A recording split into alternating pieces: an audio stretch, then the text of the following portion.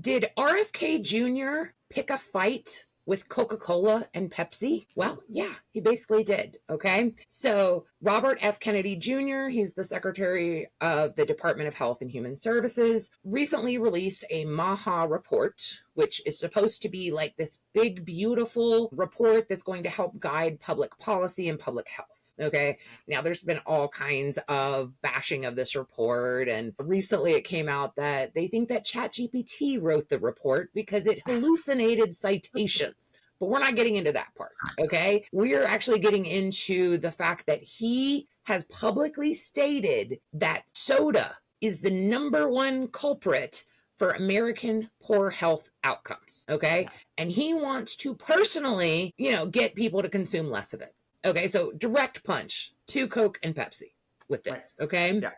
And of course, this is all part of the Make America Healthier initiative. And so his first kind of way that he's going to do this is he's targeting food stamp recipients. Okay. And he says that he no longer wants taxpayer dollars to fund bad diets, because it used to be that this was public health. This is fighting food insecurity. And now the narrative has really changed. Your taxpayer dollars are funding soda. Okay. And there's been a lot of conflicting reports because a lot of these MAHA influencers and even these people at the, Department of Health and Human Services have quoted everything from I think it was 24% of food stamp recipient or 24% of food stamp dollars is spent on soda. In reality, they think it's actually closer at about 2%, which is actually half of the percentage of what non-food stamp recipients, their what they spend in a month goes towards soda. So, but here's the whole thing, okay? The headlines of this are very jarring, okay? But the risk is a lot lower than what the perception is, okay? And this is kind of why some of these MAHA headlines go so viral, okay? Is because they're overinflating the problem, and it's almost like low-hanging fruit.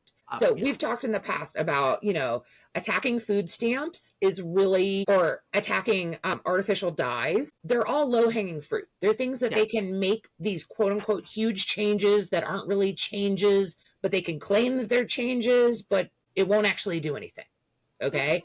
And same thing with going after food stamps. Okay. And so despite spending trillions of dollars annually on healthcare, okay, Americans still have lower life expectancy and higher rates of chronic conditions. And we're talking things from like obesity and diabetes. And this is compared to other, developed nations. Okay. And he's claiming that the high consumption of sugar, specifically soda, is the biggest contributor. So they're saying that even though we spend all this money on healthcare, it's the soda that's causing all these problems, which is kind of a leap when you think about it. Now, I'm not saying that soda is healthy and that everyone should start consuming soda, but there are plenty of people out there that are obese, that have diabetes, that don't drink soda. Or this is where they always kind of get a little iffy. They drink diet soda or a zero sugar soda, and they're still blaming it on this when they've shown that there's not a connection. But so the American Beverage Association, which is a lobbying group for soda manufacturers, they're basically saying that sugary drinks, including sodas, are not solely responsible like it says in this report. And basically they're stating that the obesity rate in the US has been elevated over the past 2 decades, even though beverage calories per serving have dropped by 42%. And that is thanks to the rise of low and zero calorie drinks, because you can't go anywhere now without hitting a zero sugar drink. They're everywhere. Like 20 years ago, you maybe had a few diet soda versions and they weren't even super low calorie. I mean, super low calorie. I think Diet Coke was about half the calories of, regular Coke until they started doing Splenda and, NutraSweet and all that to get it down. But really in the last 5 years, you can find a 0 calorie soda of almost every kind, 100%. Now, here's the kicker. Okay. And this is how Kennedy's going to attack big soda. Okay. Mm-hmm. So he's advocating to ban soda purchases from SNAP. Okay. But here's the thing. The Health and Human Services Department does not have the authority to do so. Nope. They can't ban it.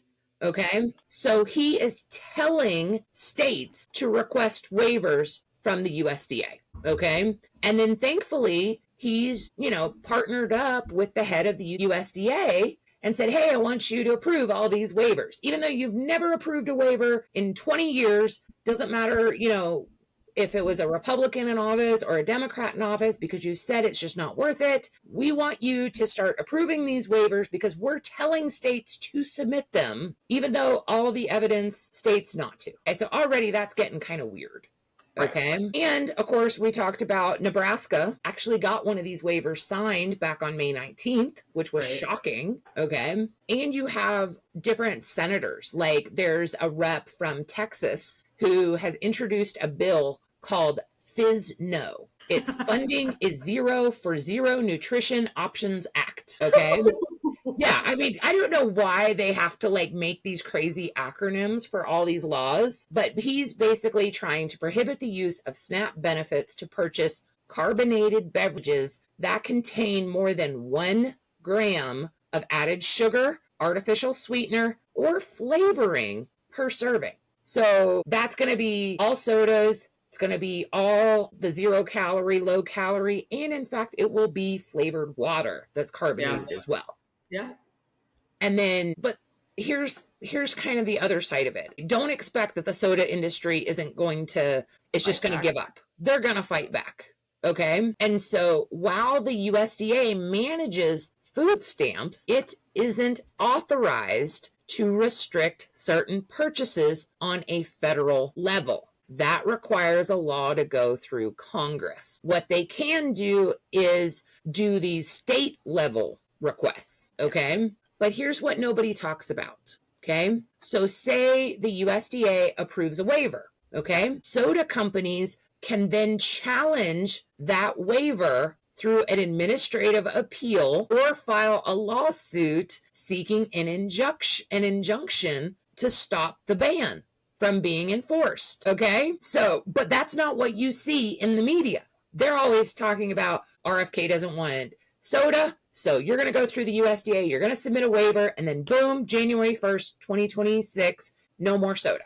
They're not talking about that there's a whole appeal process, that this could be delayed, that this could actually be stopped. Just like this is why they're not going through the legal process to actually ban artificial dyes, because if they go through that process, you can then be appealed, that you can have a lawsuit. Like there already talks about filing against red number 3, because that the one is that they started an actual ban for. It could take 10 years before that actually gets banned, just because of all the appeals and the injunctions and the lawsuits. Yeah. So that makes perfect sense. Now, as for the proposed legislation moving through Congress, the beverage industry will actually probably step up their lobbying efforts to stop it. Okay. And historically, Big Soda has defended against similar attempts by criticizing the fact that this will stigmatize SNAP recipients. Okay. And they're also going to focus on the costs associated to the retailer to enforce the restrictions. Okay. And so those arguments have really resonated with a lot of academics and nonprofits and policymakers. And before Rollins took over the USDA, that was the same basic feeling of the USDA.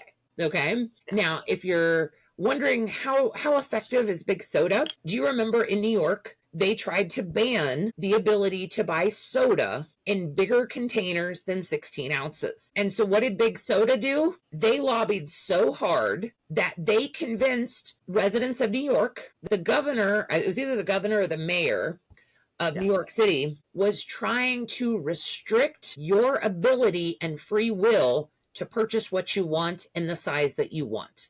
Similar to like the whole Michelle Obama thing. They were calling it a nanny state, that we were just putting too many regulations. We are trying to reduce your choices. We are trying to make your choices for you. Okay. Now, the issue here is really going to be balancing like public health against concerns that the government is setting rules for the poor that don't apply to anyone else. Okay. That's actually a pretty popular quote that you may have seen, that why are we attacking the poor and telling them that they have limits on what they can consume in the name of public health, but we are not requiring everyone else, the other 80% of people not on food stamps, that you can't buy soda. And that's the most valid point, realistically. Like, the only reason they're trying to make this the sticking point is because they're like, oh, this is government funds. We can dictate what you do with government funds. But at the end of the day, like,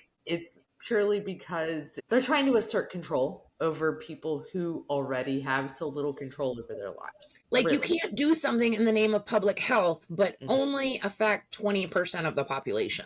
Right. If it was that big of a health crisis, then why isn't it enough to enforce it across the entire population? And then on the other hand, let's look at these soda companies. Okay. So they're not going to give up soda sales in the US without a fight. We know that they've fought before, that they're just going to fight again. But here's the kicker. Okay. Did you know that Coca-Cola, only 16% of their total sales are from the US? The rest of it, international. Okay. That's crazy. And they're estimating that only 5% of all their US sales come from SNAP recipients. 5% of all soda sales in the US are from SNAP recipients. Well, that's a whole lot different than what the government's telling us. Right. Okay. Then, so that means that even if Coca-Cola lost its entire ability to be purchased from SNAP, their sales would go down by less than 1%. Yeah. Okay. Just for now, let's talk about PepsiCo. You know, Pepsi, Mountain Dew, stuff like that. In 2024, 30% of Pepsi sales were from the US. So it's more than Coca-Cola. Okay. But even the PepsiCo CEO said that SNAP's impact on their business would be very limited, and noted that there is still a lot of unknowns in how any legislation would be implemented. So they're not even worried about it, because you keep hearing things like the USDA waiver has been approved for Nebraska, but they're not talking about specifics. Nobody has mentioned how they are going to implement it. There's no actual policy. They've just signed a form. That's it. It's crazy. And so one analyst said that the proverbial bark is way worse than the potential of the bite of an actual soda ban. Okay. It makes a great headline, but when you look at the actual impact, it's minimal. And so he estimates Coca-Cola's profit would go down less than 1%. They're estimating that Pepsi and Dr Pepper's profit will go down approximately 2%. Still a lot of money, but very, very minimal. Yeah. And so, you know, basically, if you want to make America healthy again, it's going to require a little more than just simply banning soda on food stamps. Yeah. Okay. You got to make actual changes. And even if you do actually ban it, Coke, Pepsi, Dr Pepper, they're going to do just fine. So it's not even like you're going to hurt these companies enough to where they're going to change their ways. You know what I mean? Like, if that's the goal, is let's ban soda so that way these companies will do something different, the ban's not going to do it. No, definitely. Not at all. They'll try. They're demonizing things that are easy to demonize, because they're all low-hanging fruit.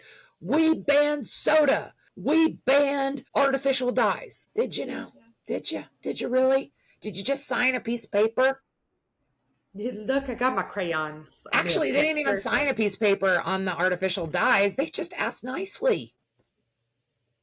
At least this one, it's just a form that they signed. It's not a law. It's not, you know what I mean? It's not anything concrete.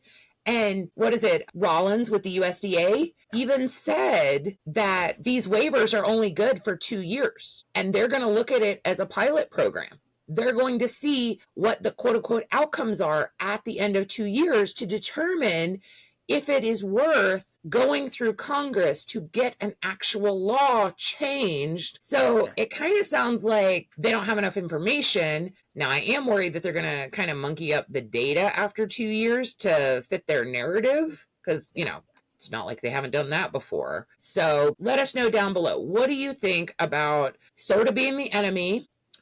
The fact that if they actually ban it from food stamps, not going to do much to their bottom line at all. So kind of what's the point? And do you think it's actually going to make anyone healthier by going through with this ban? Let us know your thoughts down below.